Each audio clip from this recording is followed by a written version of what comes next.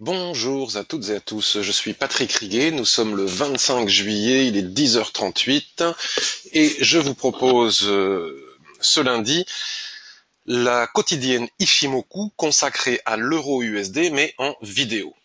Voilà, comme ça, en début de semaine, je préfère faire cette présentation en vidéo, après il n'y a plus qu'à affiner chaque jour sur le papier quotidien. Donc le papier quotidien, dis-je, où est-ce que vous pouvez le trouver? Donc je vais vous montrer l'écran, voilà, vous avez ici l'écran. Hein, en attendant, bien évidemment, je vous ai laissé le temps de regarder ce disclaimer, l'avertissement sur le fait que négocier sur marge sur le marché des devises ou via des produits CFD comporte un risque élevé et ne peut être recommandé à tout investisseur. Il est possible de perdre tout et plus de son capital en faisant du trading de devises et CFD et du trading tout court.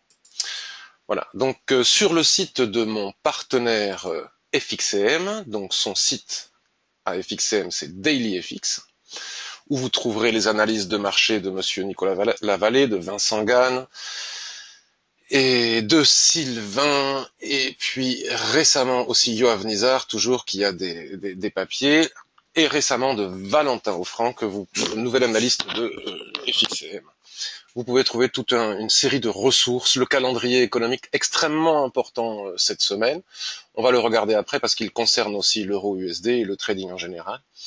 Et donc sur la page d'accueil, chaque jour, vous pouvez retrouver la quotidienne euro-USD, donc celle de vendredi 22 juillet, vous l'avez ici, il suffit de cliquer dessus. Et si on veut lire les précédentes, en général, je mets le lien directement sur les articles, et je crois qu'on peut les trouver dans Analyse technique. Dans Analyse technique, il est possible de trouver toutes les anciennes quotidiennes Ishimoku consacrées à l'euro-USD que j'ai rédigées pour le site de mon partenaire DailyFX. Donc, avant de vous parler du calendrier économique, je vais vous montrer aussi mon blog que certains connaissent, mais comme il y a eu énormément d'inscrits ce week-end sur mon site blog forum, pour ceux qui ne connaissent pas, je vous fais une légère présentation. Donc, il suffit de taper Ishimoku dans Google, c'est un des premiers qui apparaît, puisqu'en même temps, Ishimoku ne sollicite pas énormément de pages chez Google, et c'est celui qui termine par .info. Donc je vous laisse explorer le menu horizontal, là ici qui est très important, auquel j'ai ajouté le menu vidéo. Vous pouvez trouver toutes mes anciennes revues de marché pour DailyFX, et puis prochainement, sur ce même onglet vidéo, on pourra à la fois ouvrir une page vers ma chaîne YouTube et vers la chaîne YouTube de DailyFX avec ma playlist Ishimoku. Donc vous trouverez un maximum de ressources vidéo, bien entendu, tout cela gratuitement.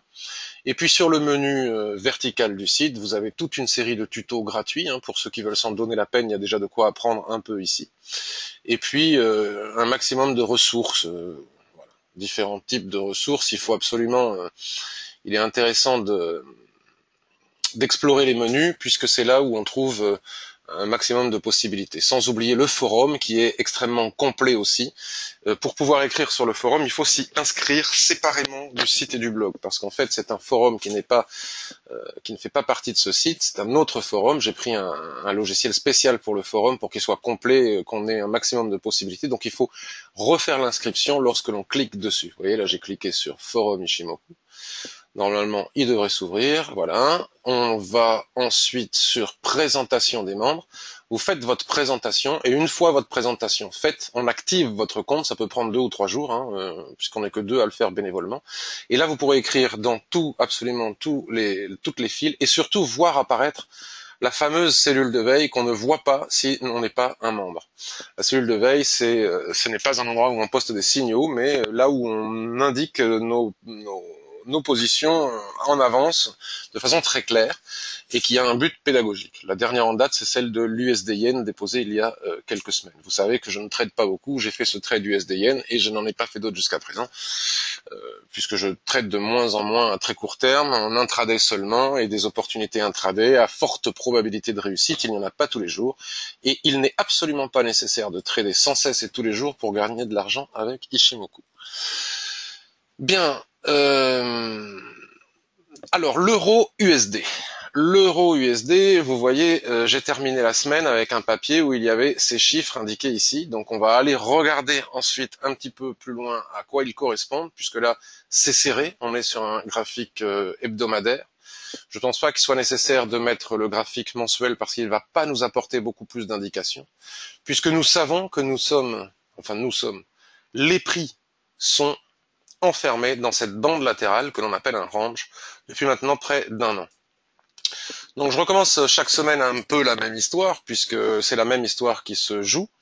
Nous avons eu ici en haut de range cette magnifique étoile filante et cette superbe étoile du soir, composée de ces 3 chandeliers, qui nous a ramené vers la zone d'équilibre. Vous savez qu'en range, donc dans les tutos que je vous ai montrés sur mon site web, vous cliquez sur le nuage Ishimoku et vous comprendrez mieux de quoi je veux parler. En range, on n'utilise pas l'information délivrée par les lignes de l'Ishimoku de la même manière qu'en tendance. Et ici, en range, la SSB à plat, ici, alignée à ce niveau de Kijun-sen qui est ici, représente l'équilibre de cette dérive latérale. Il faut franchir ce cap pour ensuite, très probablement, redescendre, chercher les 1,06, 1,05, qui sont le bas de cette bande latérale. On a un support ici, on en a un petit peu plus loin ici. Donc il faudra tenir compte de celui-ci, puisqu'il y a 2 points de contact, 2 impacts, il est certainement plus intéressant. Bon, enfin déjà, si on va jusqu'à 1,06, ça sera déjà pas mal.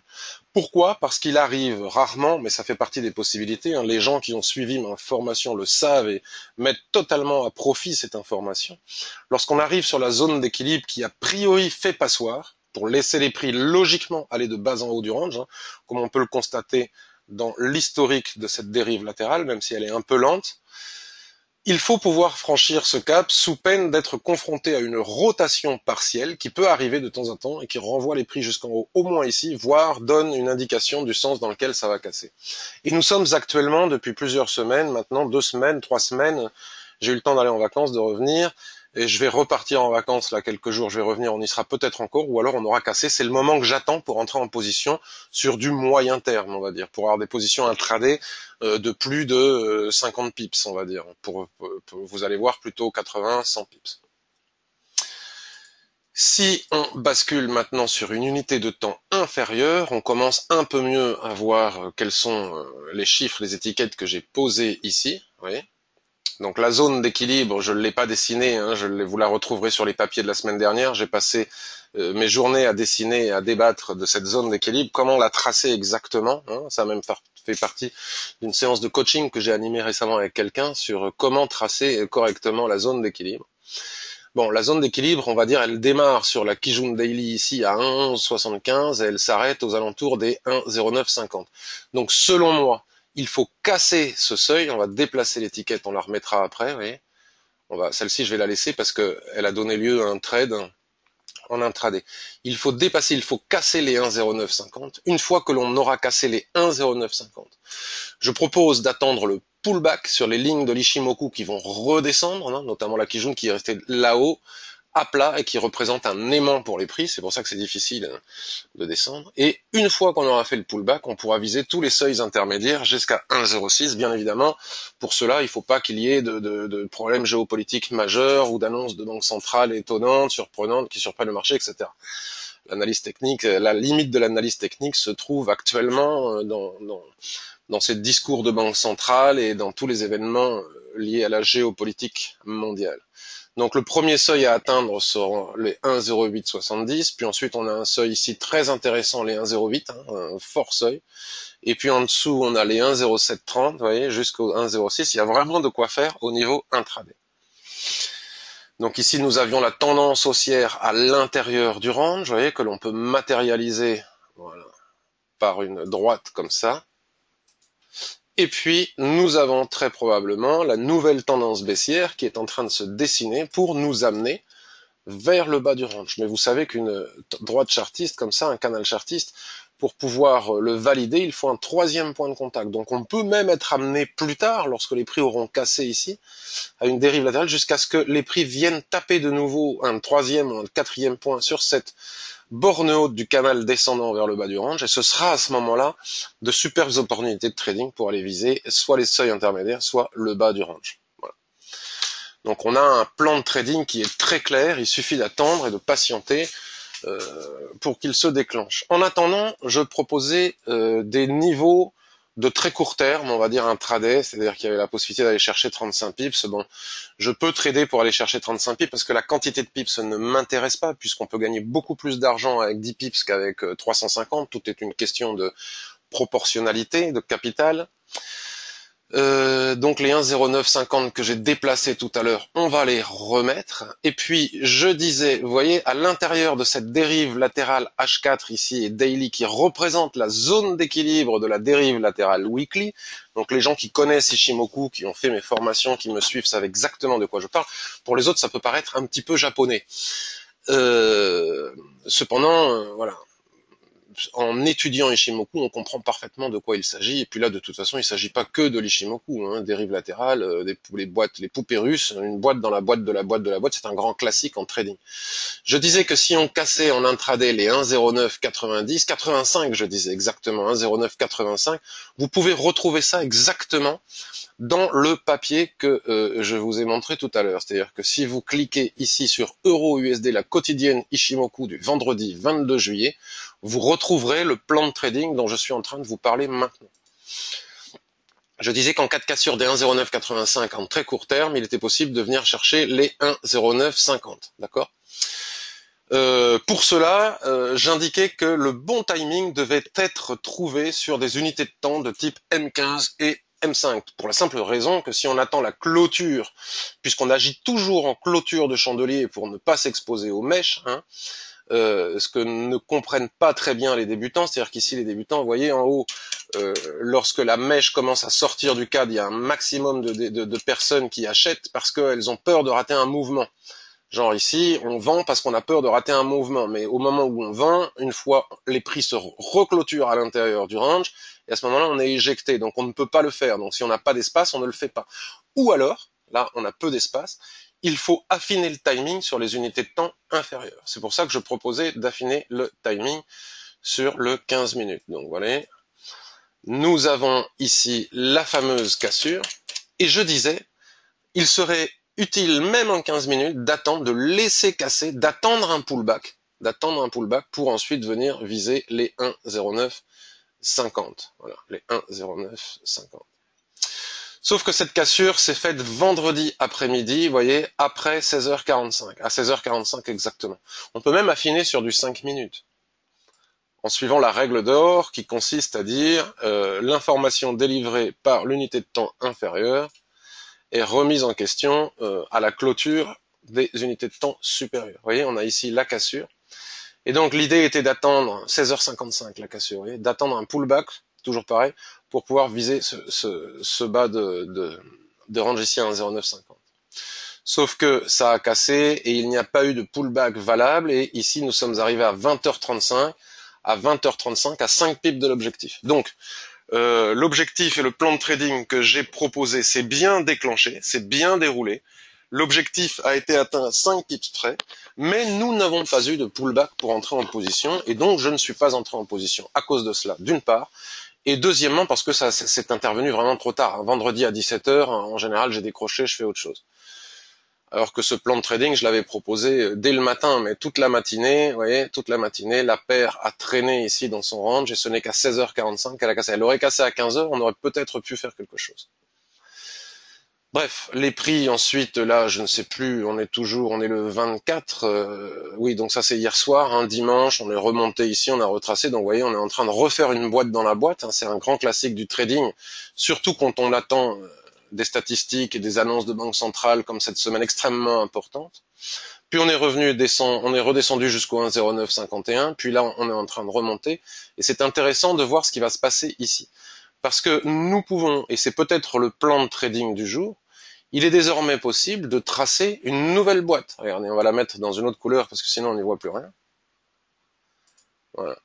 C'est une très courte tendance dans la zone d'équilibre weekly parce que finalement ça demeure, voyons voir. Ouais, nous sommes dans la zone d'équilibre weekly, on peut pas dire que ça c'est des tendances nettes, ça descend de boîte en boîte, c'est un grand classique. On casse une boîte, on s'installe dans une boîte, on casse une boîte, on s'installe dans une boîte, etc. Sauf que là, on a quand même tapé les 1,0950 qui sont un seuil extrêmement important puisque je disais au début qu'à la cassure des 1,0950, 1,09, j'attendrai un pullback pour pouvoir viser des seuils intermédiaires jusqu'au 1,06. Alors, est-ce que le fait d'avoir tapé ici en bas va nous ramener tout en haut de la zone zone d'équilibre de la dérive latérale weekly? Je ne sais pas. Ou est-ce qu'on va faire un range à l'intérieur de cette bande jusqu'à ce qu'une statistique ou une décision de banque centrale permette de casser par le haut pour continuer le range à l'intérieur de la bande d'équilibre weekly, ou casser par le bas pour me donner les objectifs dont on parle depuis un certain temps maintenant.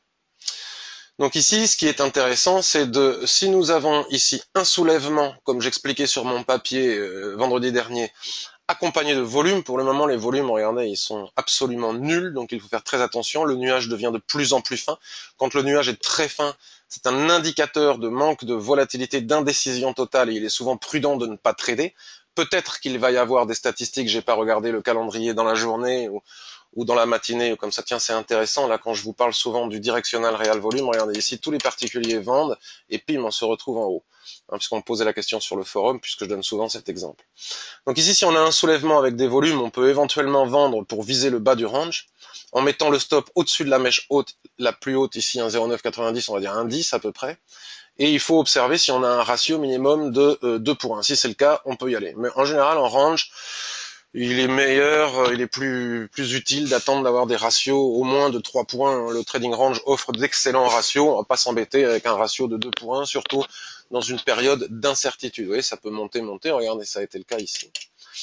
Et puis, donc, nous allons maintenant revenir sur le H4, puisque ça, c'est le plan intraday. Vous voyez, ce n'est qu'un pullback. Après tout, le pullback, il peut aussi aller jusqu'à la Tenkan, et voire même jusqu'à la Kijun, qui de toute façon va redescendre, puisqu'on a fait de nouveaux plus bas ici. Donc il faut attendre, et peut-être que nous aurons enfin le signal que l'on attend avec la cassure des 1,0950, et si les 1,0950 cassent, attendre que les lignes de l'Ishimoku redescendent, ça va nous offrir une tendance, et lorsque la droite de tendance chartiste va venir s'entrelacer avec le plat qui joue, à ce moment-là on aura de superbes opportunités pour peut-être vendre et aller chercher tous les niveaux intermédiaires que je vous ai montrés sur le daily et qu'on retrouve ici.